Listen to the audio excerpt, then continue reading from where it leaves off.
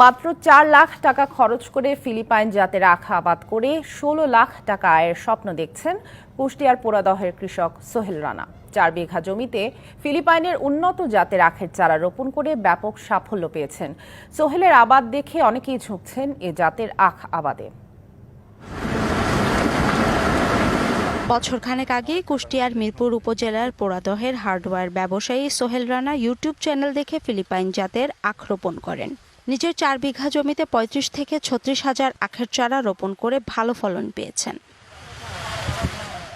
আখ চাষে ৪ লাখ টাকা ব্যয় করলেও আশা করছেন ১৬ লাখ টাকা লাভের।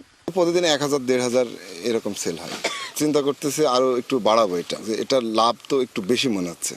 এবার ভালো দাম পাওয়ায় আগামীতে আখের আবাদ আরও বাড়াবেন বলে জানান তিনি। ৪০ টাকা পিস কিনছে। এই আখের রসটা খুব ভালো, রস করেও বেশি, আবার পিস করেও বেশি, মানে আজ তো যে যেমন নেয় তাকে সেমনভাবে বিক্রি করা হয়। স্থানীয় কৃষি বিভাগ বলছে বিভিন্নভাবে পরামর্শ দিয়ে যাচ্ছেন কর্মকর্তারা।